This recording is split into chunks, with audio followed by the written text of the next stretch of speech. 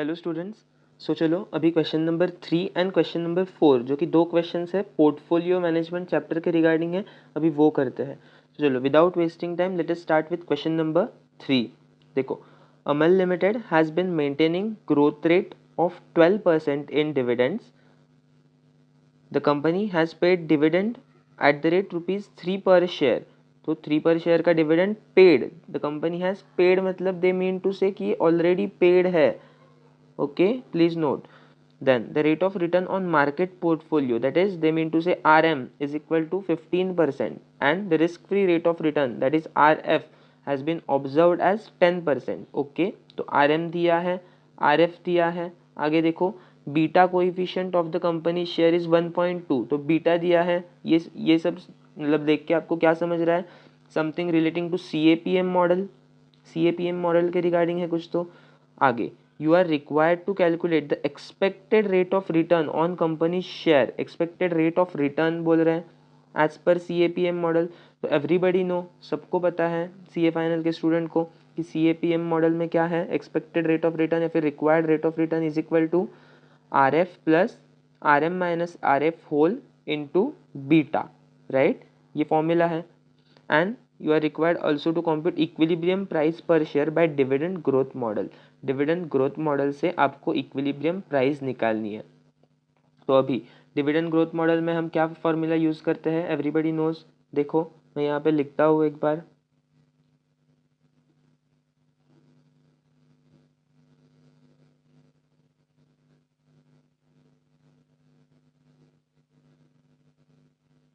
Yes देखो यहाँ पे क्वेश्चन नंबर 3, क्वेश्चन नंबर 3 चल रहा है अपना। तो क्वेश्चन नंबर 3, अगर डिविडेंड ग्रोथ मॉडल का फॉर्मूला देखे तो P, that is price of a share, is equal to D1 the dividend which will be distributed in future years upon KE cost of equity minus G। तो क्या क्या है अपने पास, यहाँ पे अपने को ग्रोथ दिया हुआ है, राइट, ग्रोथ दिया हुआ है, डिविडेंड D1 दिया है। What we don't have is this KE, ये KE पता नहीं, ये कैसे आएगा, ये CAPM मॉडल यूज़ करके आएगा। CAPM मॉडल इसको यूज़ करेंगे।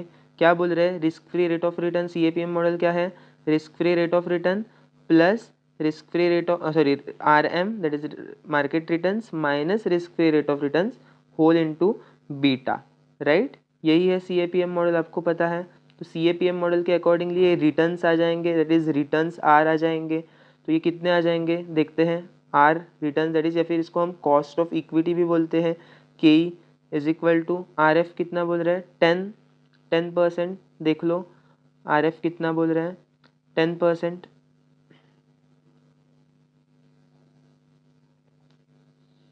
यस देखो यहाँ पे मैंने दोनों साइड बाय साइड ओपन किया है। यस RF कितना बोल रहे हैं 10%। देन RM कितना बोल रहा है 15%। 15 माइनस 10 इंटू बीटा कितना है कंपनी का 1.2, तो ये कितना आ जाएगा, ये आ जाएगा 10 और ये 16%। कॉस्ट ऑफ इक्विटी आ जाएगा 16%, समझा। देन आगे ये कॉस्ट ऑफ इक्विटी जो आया, ये कॉस्ट ऑफ इक्विटी जो आया वो क्या करेंगे हम यहाँ पे P के फॉर्मूला में इंसर्ट करेंगे, यहाँ पे ये इस फॉर्मूला में इंसर्ट करेंगे। तो देखो price of share by growth model, first of all तो अपने को क्वेश्चन क्या क्या था, देखो question was you are required to calculate expected rate of return. तो एक्सपेक्टेड रेट ऑफ रिटर्न निकला कितना using CAPM model 16%। And equilibrium price अभी हम निकालेंगे, इक्विलिब्रियम प्राइस निकालेंगे। इक्विलिब्रियम प्राइस का फॉर्मूला हमने ऑलरेडी देखा है, P0 is equal to D1 upon KE minus G, that is equal to D1 क्या है, what is the dividend the company is going to distribute, dividend company is which is going to distribute दिया नहीं है, the company has already paid a dividend of 3 rupees, so that is equal to D0 3 rupees, इसको हम बोल सकते हैं D0 1 into 1 plus G। तो growth rate क्या है, D0 3 है, पास्ट ईयर में 3 रुपीज़ का डिविडेंड दिया था, तो आगे आने वाले सालों में कितने का देगी, 3 इंटू 1 प्लस ग्रोथ रेट क्या है 12%, ग्रोथ रेट क्या है 12%। सो D into 1 plus 12%, divided by के 16 माइनस 12%। समझा? तो ये कितना आ रहा है देखो, ये कितना आ रहा है देखो, ये आएगा 3 plus 12% that is equal to 3.36 divided by 4%, divided by 4% that is equal to 84। So अपना P0 मतलब price, equilibrium price using dividend growth model 84 आएगा। लेट अस सी, आईसीआई के आंसर के साथ मैच करते हैं इसको, आईसीआई के आंसर के साथ मैच करते हैं इसको। लेट अस सी, देखो यस, यहाँ पे नीचे आईसीआई का आंसर है। क्वेश्चन नंबर 3 देखो, CAPM, देखो यहाँ पे CAPM मॉडल यूज़ किया है। देन CAPM का formula expected return is equal to RF plus beta into RM minus RF, उन्होंने वही किया है। देन यहाँ पे देखो उनके 16% आ गया CAPM के यूज़ करके। Then D1 upon P0 plus G, वही फॉर्मूला जो हमने यूज़ किया, दैट इज़ D1 अपॉन के माइनस जी, अपॉन के माइनस जी। तो ये कितना आ रहा है देखो, यहाँ पे उनका the equilibrium price per share is 84, उनका भी 84 आ रहा है। समझा? This was very easy example. ऐसे एग्जाम्पल को एक्सपेक्ट मत करो कि एग्ज़ाम में आ जाए। फाइन, चलो without wasting time let us move to next example. Let us move to next example. Next example है एग्जाम्पल नंबर 4। एग्जाम्पल नंबर 4 देखो, A Limited has an expected return of 22% and standard deviation of 40%. Similarly, B Limited has expected return of 24% and standard deviation of 38%. आगे beta of A Limited 0.86, beta of B Limited 1.24, correlation coefficient between A and B 0.72 and standard deviation of market returns is equal to 20%. तो आगे कुछ कुछ find out करना है। Before moving forward, देखो बहुत सारी इन्फॉर्मेशन दी है, बहुत सारी इन्फॉर्मेशन दी है रिगार्डिंग ए, रिगार्डिंग बी। तो एक बार इसको राइट डाउन करते हैं तो दैट समझेगा, समराइज होगी पूरी की पूरी इन्फॉर्मेशन। सो यहाँ पे एक बार इसको राइट डाउन करते हैं पूरी इन्फॉर्मेशन को। देखो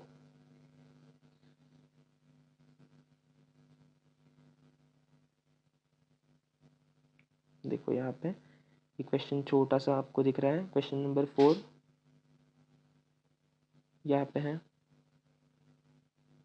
क्या क्या इन्फॉर्मेशन दी है देखो, द इन्फॉर्मेशन गिवन इज, यहाँ पे ए लिमिटेड है, यहाँ पे बी लिमिटेड है। फर्स्ट थिंग, रिटर्न्स आर कितने हैं देखो, ए लिमिटेड के एक्सपेक्टेड रिटर्न्स आर 22% एंड नीचे स्टैंडर्ड डेविएशन दिखा है, सिग्मा स्टैंडर्ड डेविएशन। तो कितना, एक्सपेक्टेड रिटर्न 22% और स्टैंडर्ड डेविएशन बोल रहे हैं 40%।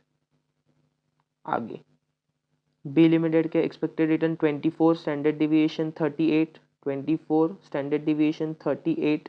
ओके, आगे बीटा दिया है, beta of company A is 0.86, beta of company A is 0.86 and beta of B limited is 1.24। देखो यहाँ पे दिख रहा है सबको, एंड बी लिमिटेड का it is 0.72, sorry A limited of beta 1.86 and B limited has 1.24 beta है, 1.24 is the beta. समझा? Then correlation coefficient between A and B, दोनों का कोरिलेशन कोएफिशिएंट दिया है, कितना है दोनों का कोरिलेशन कोएफिशिएंट 0.72। समझा? देन आगे standard deviation of market return, that is standard deviation of market, ये था standard deviation of A and B, पहले ऊपर ये वाला दिया था वो, अभी ये स्टैंडर्ड डेविएशन ऑफ मार्केट है। स्टैंडर्ड डेविएशन ऑफ मार्केट क्या है, 0.72, sorry it is 20%, standard division of market is 20%। समझा? ये पूरी की पूरी गिवन इन्फॉर्मेशन लिख के ली हमने। राइट। तो अभी क्वेश्चन देख लेते क्या है। पहला क्वेश्चन है, is investing in B limited better than investing in A limited? Is investing in B limited better than investing in A limited? तो किस में इन्वेस्ट करना बेटर है, ए लिमिटेड में या बी लिमिटेड में? तो ये आप किसके बेसिस पे डिसाइड करोगे, किसके बेसिस पे डिसाइड करोगे? देखो दो चीज़ें होती है, either you can decide on basis of risk involve, या फिर you can decide on basis of returns. तो रिस्क देखा जाए तो देखो, रिस्क के टर्म्स में who is better? Risk is standard deviation, ये वाला risk is standard deviation, right. तो रिस्क के टर्म्स में हु इज़ बेटर, ये स्टैंडर्ड डेविएशन के टर्म्स में who is better? 38%, that is B is better. क्यों? तो स्टैंडर्ड डेविएशन कम है, मतलब रिस्क कम है बी में, राइट। तो और रिटर्न्स के टर्म में देखो कौन बेटर है, रिटर्न्स के टर्म में who is better? Again B is better returns के टर्म्स में, बिकॉज बी 24% रिटर्न्स दे रहा है और ए 22 ही दे रहा है। तो यार रिस्क के टर्म्स में भी, रिटर्न्स के टर्म्स में भी, दोनों के टर्म्स में B is beneficial, B is superior, right. मतलब बी में अगर इन्वेस्ट किया तो कम रिस्क में ज़्यादा रिटर्न्स मिल रहे हैं। तो who is better? B is better. So first का अपना सोल्यूशन क्या रहेगा, investing in B limited is better than investing in A limited, right. Then आगे सेकंड देख लेते, बाद में आंसर्स देखेंगे सारे। सेकंड देख लेते हैं, if you invest 30% in B limited and 70% in A limited, okay. मतलब मतलब ए में और बी में, ए में कितना इन्वेस्ट किया, they are saying if you invest 30% in B limited तो 70% in A limited you are investing. अगर ऐसा इन्वेस्ट किया तो what is your expected rate of return and portfolio standard deviation? Expected rate of return क्या रहेगा and portfolio का standard deviation क्या रहेगा? बताओ, ये आपको पता है, बहुत ईजी है। क्या रहता है एक्सपेक्टेड रेट ऑफ रिटर्न? क्या रहता है? It is just a weighted average, weighted average रहेगा। ए के रिटर्न्स क्या है, देख लो, ए के रिटर्न्स क्या है,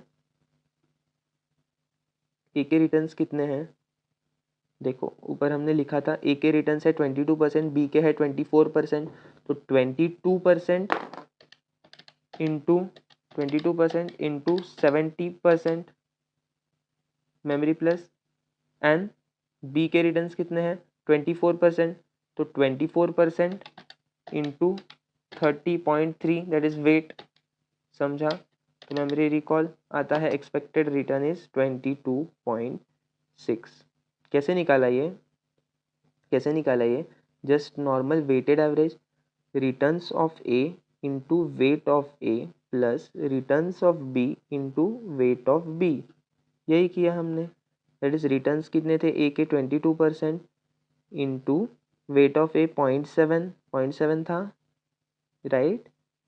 ये भी 22 था, चेक करता हूँ, यस परफेक्ट, प्लस 24 इंटू 0.3, ये करो कैलकुलेट, तो ये आ जाएगा 22.6%।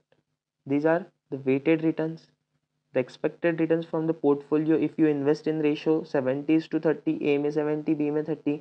अभी देखो यहाँ पे क्वेश्चन में देते टाइम उल्टा दिया है, पहले B का दिया है बाद में A का दिया है। बच्चे गलती करेंगे, 100% कोई ना कोई ऐसा होगा जो गलती करेगा। B का 30% को मल्टीप्लाई करेगा 22 के साथ, दैट इज 22 इंटू 0.3 करेगा, 24 इंटू 0.7 करेगा। सिल्ली मिस्टेक करेंगे, बी केयरफुल। आगे उसी क्वेश्चन में और एक चीज़ मांगी है, दैट इज पोर्टफोलियो का स्टैंडर्ड डेविएशन। पोर्टफोलियो का स्टैंडर्ड डेविएशन कैसे निकालते हैं? पोर्टफोलियो क्या है फर्स्ट ऑफ ऑल, 70:30 ए और बी में, 70:30 ए और बी में ये पोर्टफोलियो है। इसका स्टैंडर्ड डेविएशन कैसे निकालते हैं पता है आपको? मार्कोविट्स का फॉर्मूला, मार्कोविट्स का फॉर्मूला देखो, standard deviation of a portfolio is equal to, मतलब portfolio consisting of two, what we say, two investments, तो weight of A square into sigma A square variance plus weight of B square into sigma B square plus 2 into sigma A into sigma B into weight A into weight B into R between A and B, R between A and B, right. ये formula है standard division, इसको root आएगा पूरे सबको, इसको root आएगा, ये standard division है। तो क्या हमें आपको सब पता है, वेट्स पता है? Yes, weights are 0.7 square into sigma A. Sigma A क्या गिवन था, देखो सिग्मा ए क्या गिवन था, ऊपर हमने लिख के रही थी सभी information. Sigma was 40% and B का 38%, तो 40 और 38, तो 0.7 square into 40 square plus 0.3 square into 38 square plus 2 into sigma A 40 plus sigma into तो सिग्मा बी 38 इंटू क्या weight A 0.7 into 0.3 into R. दोनों के बीच का कोरिलेशन कोएफिशिएंट क्या था, देखो कोरिलेशन कोएफिशिएंट क्या था, it was 0.72, it was 0.72 into 0.72। तो ये सॉल्व करोगे तो कितना आता है, देखो 0.7 square into 40 into 40 memory plus 0.3 into equal two into 38 into 38 memory plus 2 into 40 into 38 into 0.7 into 0.3 into 0.72 memory plus memory recall. इसका सबका रूट जाएगा, इसका रूट आएगा, दैट कम्स टू 37.06%। कुछ तो कैलकुलेशन मिस्टेक हुआ था, फाइन। तो अभी सही आ रहा है 37.06%, समझा? 37.06% आ रहा है। डन, यहाँ तक सबको समझ रहा है? आगे देख लेते हैं। अभी एग्जाम्पल क्या है, आगे देखो। सेकंड पॉइंटर अपना सॉल्व हुआ, देन आगे what is the market portfolios expected rate of return and how much is the risk free rate. Risk free rate क्या है and expected rate of return क्या है। ओके, मतलब दे मीन टू से market का expected rate of return and RF, मतलब they mean to से RM क्या है और आरएफ क्या है वो पूछ रहे हैं, राइट। मतलब वो क्या पूछ रहे हैं, आर एम क्या है एंड आर एफ क्या है वो पूछ रहे हैं, राइट। तो लेट अस सी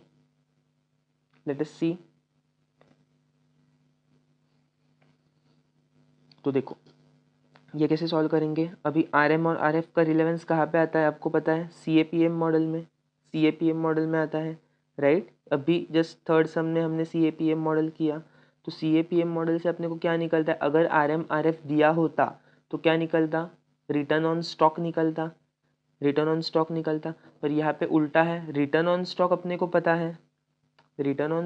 पता है, लाइक देखो यहाँ पे this is the return on stock, A पे 22% कमा रहा है, बी पे 24% कमा रहा है, ये अपने को पता है, और आर एम और आर एफ नहीं पता। तो यहाँ पे इसके बेसिस पे 22 और 24 के बेसिस पे हम आर एम आर एफ निकालेंगे। क्वेश्चन नंबर 3 में क्या किया था, R M R F basis के डेटा गिवन था, उसके बेसिस पे हमने एक्सपेक्टेड रेट ऑफ रिटर्न निकाला था, बट यहाँ पे already rate of return given है, उसके बेसिस पे हम R M R F compute करने का ट्राई करेंगे, समझा? बिकॉज वो दोनों रिलेटेड है with help of C A P M model. तो लेट अस सी कैसे निकालते हैं। देखो अभी आर एम भी नहीं पता, आर एफ भी नहीं पता, दो वेरिएबल्स मिसिंग है। अभी मैथ्स का एक बेसिक है कि जितने वेरिएबल्स उतने इक्वेशंस चाहिए ही चाहिए। जितने वेरिएबल्स मिसिंग है अगर आपको उनको फाइंड करना है तो एटलीस्ट उतने इक्वेशंस चाहिए, नहीं तो सॉल्व होगा नहीं। सो यहाँ पे भी मिनिमम 2 इक्वेशन चाहिए अभी हमें, तो ही हम सॉल्व कर पाएंगे। लेट अस सी 2 इक्वेशन हमारे कैसे बनते हैं। देखो 2 इक्वेशन बनेंगे, एक बनेगा फ्रॉम स्टॉक ए, एक बनेगा फ्रॉम स्टॉक बी, समझा? तो स्टॉक ए के रिटर्न्स कितने हैं, 22% थे। तो 22% इज इक्वल टू, क्या मैं ऐसा बोल सकता हूँ, 22% is equal to R F plus R M minus R F into beta. Beta of stock A कितना है, गिवन था, इट वॉज 0.86,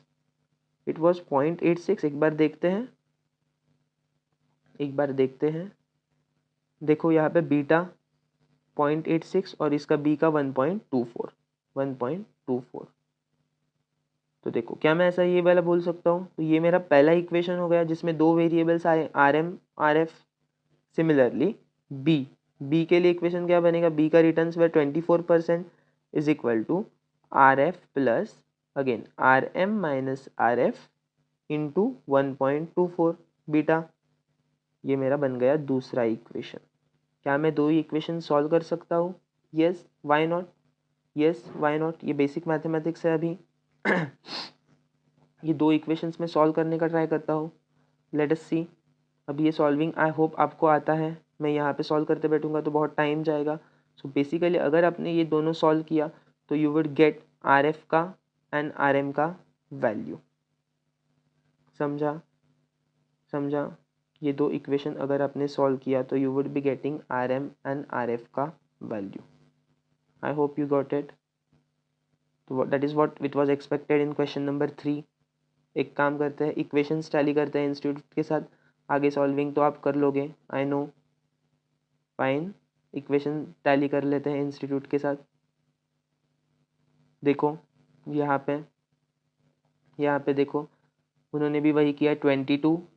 पहले देखो यहाँ पे R A is equal to 22 is equal to R F plus R M minus R F into 0.86। अपना भी वही है, राइट? अपना भी वही है। Then second 24% is equal to R F plus R M minus R F into beta 1.24, right? तो अगर ये दोनों को सॉल्व किया आपने तो you would be getting R F का फिगर इज, देखो यहाँ पे मैं आंसर्स लिख देता हूँ आपके इजी के लिए। आंसर्स लिख देता हूँ, इंस्टीट्यूट का देख के ही लिख रहा हूँ।